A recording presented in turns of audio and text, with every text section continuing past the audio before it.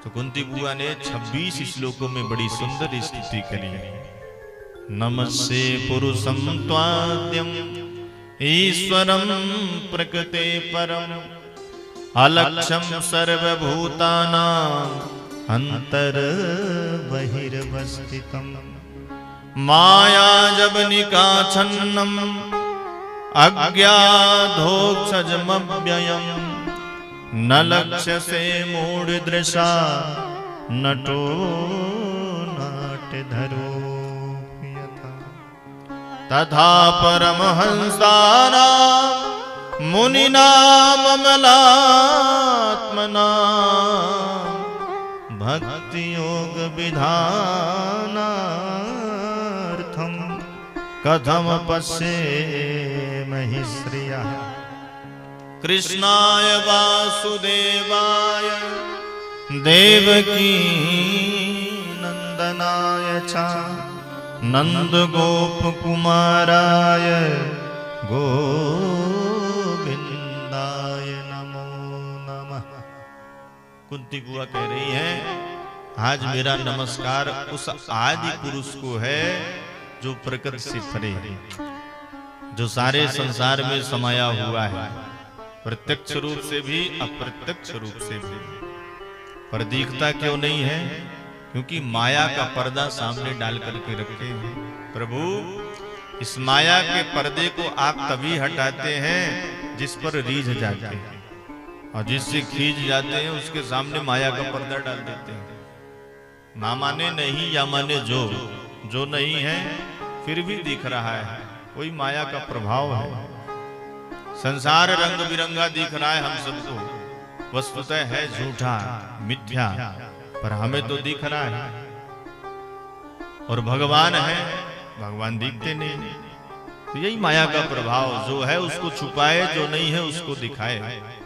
तो भगवान, आप अपनी माया का हरण तभी करते हैं जब जीव आपकी शरण में आ जाता है।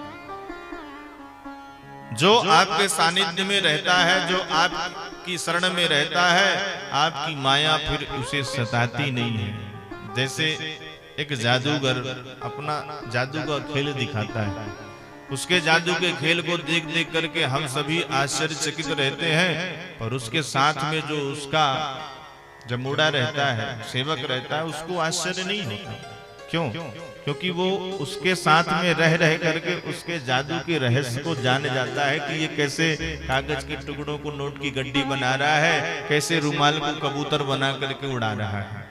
आश्चर्य तो उसे ही होगा जो पहली बार देख रहा है, और जो उसके साथ में रह करके कई बार देख चुका है, उसके रहस्य को समझ चुका है, उसको आश्चर्य नहीं होता है। तो प्रभु, आपकी माया उसे नहीं सताती जो आपकी शरण शरण ग्रहण कर लेता है।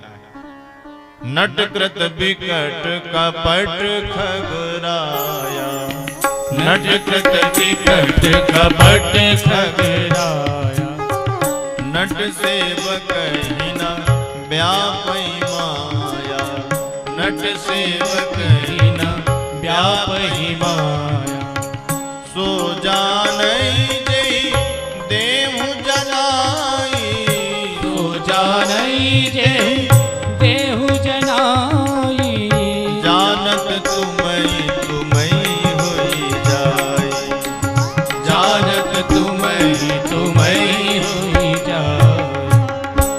भगवान की लीलाओं को, भगवान की माया के रहस्य को वही जान सकता है सज्जनों, जिसको भगवान स्वयं जनाना चाहे, बाकी कोई नहीं जान सकता। पर जनाते किसे हैं? जो भगवान की शरण में रहता है। इसलिए भगवान, आपकी माया को तो मैं क्या जानूं, बड़े बड़े अमलात्मा, बड़े बड़े महात्मा, संत, योगिंद्र आपकी माया को नहीं जान पाए, तो मैं तो एक साधारण स्त्री हूं। कथम पश्येमहि स्त्रियः, मैं क्या जानूं आपकी माया के प्रभाव को, भगवान आपके प्रभाव को। मैं तो बस इतना जानती हूँ कि आप मेरे भैया वसुदेव और मेरी भाभी देवकी की 8वीं संतान हो। पर एक बात बताऊं, जितनी कृपा आपने मेरे ऊपर करी प्रभु, उतनी कृपा आपने अपनी माँ देवकी के ऊपर भी नहीं की। देवकी आपकी माँ है, सगी माँ, पर इतनी कृपा आपने उसके ऊपर भी नहीं करी। कैसे? मेरे यहाँ 5 संतान, 5 में से किसी को आँच नहीं आने दिया आपने, और देवकी भाभी के यहाँ 6 संतानों को दुष्ट कंस ने मार दिया, आपने बचाया नहीं। तो कभी कभी तो मुझे ऐसा लगता है कि मेरे लिए ही आप अवतार लेकर के आए प्रभु। कब कब आपने हमारी रक्षा करी, मुझे अच्छी तरह से याद है।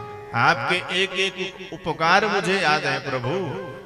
विशान महाग्ने पुरुषा ददर्शना, असत सभाया बनवास कृक्षता, मृदे मृदे नेको महारथास्त्रतो, द्रोणस्य तस्चास्म हरे विरक्षिता। अब एक एक महाभारत के प्रसंगों को संकेत रूप में यहाँ पर कुंती महारानी कह रही है। मेरे बेटा भीम को विष के लड्डू खिला दिए गए, तो जो विष मारक होना चाहिए प्रभु, आपकी कृपा से वो तारक हो गया। मेरा बेटा जब लौटा तो 10,000 हाथियों का बल लेकर के लौटा। भगवान लाक्षा भवन में हमको जलाने का प्रयास किया गया, आपने वहां पर हमारी रक्षा की प्रभु। हर पल हर क्षण आप हमारे साथ में रहते थे, यहाँ तक कि दुर्वासा के कोप से आपने हमें बचाया। कौरव लोग दुर्वासा ऋषि से कह दिए थे कि जाइए पांडवों के पास परीक्षा लीजिए, उनका आतिथ्य ग्रहण कीजिए। दुर्वासा ऋषि अपनी पूरी मंडली के साथ पहुंच गए। पांडवों का वनवास चल रहा था। द्रौपदी महारानी के यहाँ एक बटलोई थी। उसकी विशेषता थी कि जब तक द्रौपदी महारानी भोजन ना कर ले तब तक उस बटलोई का भोजन नहीं करता था, और अगर द्रौपदी ने भोजन किया तो फिर समाप्त हो जाता था। आज दुर्वासा ऋषि पहुंचे और द्रौपदी ने भोजन उसके पहले ही कर लिया। अब पांडव घबरा गए कि अब इनका कैसे स्वागत करें, इनको भोजन कैसे कराएं। तो दुर्वासा ऋषि स्नान करने के लिए गए और इधर पांडव संकट में पड़ गए, चिंता में हो गए कि अब क्या करें। तो भगवान ने कृपा करी और आए द्वारिकाधीश। द्रौपदी से कहते कि बड़ी जोर की भूख लगी है, बहन कुछ लेकर के आओ। द्रौपदी ने कहा भगवान कुछ नहीं है। भगवान ने कहा देखो देखो आपकी बटलोई पर कुछ तो होगा। द्रौपदी ने कहा मैंने अभी मांझ धो करके रख दिया, अब क्या है भगवान आप ही बताइए। उन्होंने कहा देखो लाओ तो सही। द्रौपदी जब गई लाई देखी तो उसमें एक छिलका लगा हुआ था। भगवान ने कहा उसी को दो, और जैसे ही प्रभु ने उस छिलके को पान किया तो संत महात्मा जितने आए हुए थे सब डकार लेने लग गए। फिर लौट करके दुर्वासा आए नहीं। तो कुंती महारानी उसी प्रसंग को याद करके बता रही है कि भगवान आपने हर क्षण हमारी सहायता करी, दुर्वासा के श्राप से आपने हमें बचाया। और ये थोड़े मोड़े कष्ट जीवन में आते ही थे, पर जब महाभारत का युद्ध हमारे बच्चों के सामने आकर के खड़ा हो गया, जिन लोगों ने उंगली पकड़ करके चलना सिखाया था वही धनुष बाण लेकर के सामने खड़े हो गए, मेरे बच्चों के महासंग्राम छिड़ गया। तब प्रभु आपने मेरे बच्चों की रक्षा करी।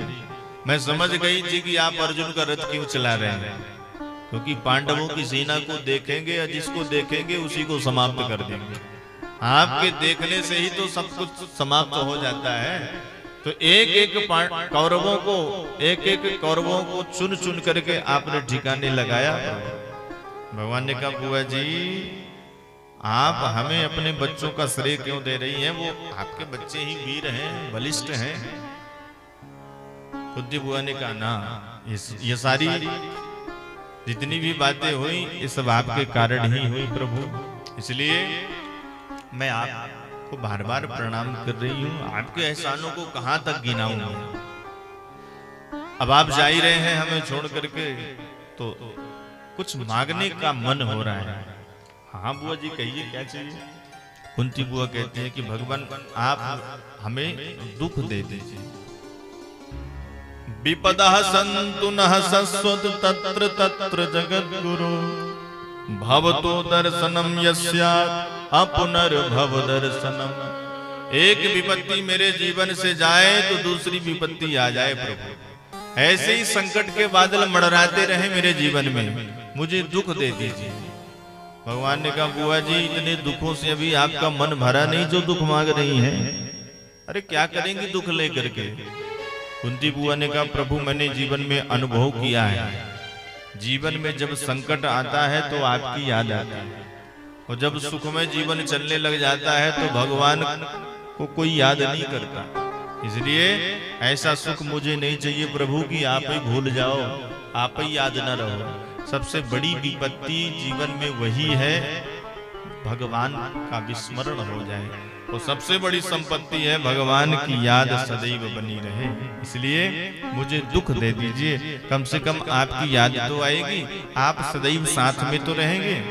अभी तक मेरे जीवन में संकट ही संकट रहे तो आप साथ रहे, पर अब मेरा बेटा धर्मराज युधिष्ठिर सम्राट बन करके बैठा है तो आप हमें छोड़ करके जाने लग गए, तो ऐसा सुख नहीं चाहिए प्रभु। भगवान मुस्कुरा करके बोले बुआ जी हमारे पास दुख है ही नहीं तो हम आपको कहां से ला करके दें। भगवान आनंद के सागर हैं सज्जनों, आनंद के समुद्र हैं। तो जो आनंद सिंधु सुख राशि वो भला अपनी बुआ जी को दुख कैसे दे सकते हैं। तो भगवान ने कहा दुख हमारे पास है नहीं, बुआ जी दुख मांग रही हैं, तो चलो अब अपने आप को ही दे देते हैं। तो भगवान अपनी यात्रा को स्थगित किए और सभी पांडवों के साथ मिलकर के पुनः हस्तिनापुर में प्रवेश कर गए।